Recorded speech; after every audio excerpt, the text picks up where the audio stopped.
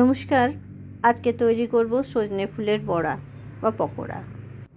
সজনে ফুল শরীরের পক্ষে ভীষণ উপকারী, আর এই রেসিপিটা ভীষণভাবে তাড়াতাড়িও তৈরি হয়ে যায়।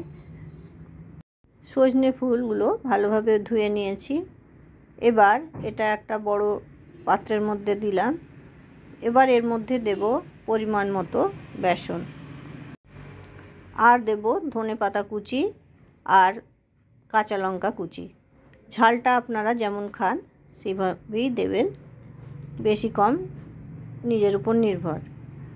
আর দেব এখানে আলু সেদ্ধ।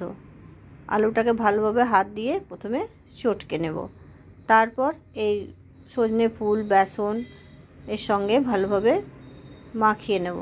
আর দেব পরিমাণ মতো লবণ আর একটু মতো হলুদ, সামান্য মতো একটু হলুদ দেব। এবার এগুলোকে ভালোভাবে সুন্দরভাবে সবগুলোকে মিশিয়ে মেখে নেব। কড়াইতে সরষের তেল দিলাম। এবার এই সজনে ফুলের পকোড়াগুলো ভালোভাবে ভেজে তুললাম। রেসিপিটি ভালো লাগলে লাইক করবেন, কমেন্ট করবেন, শেয়ার করবেন। নমস্কার।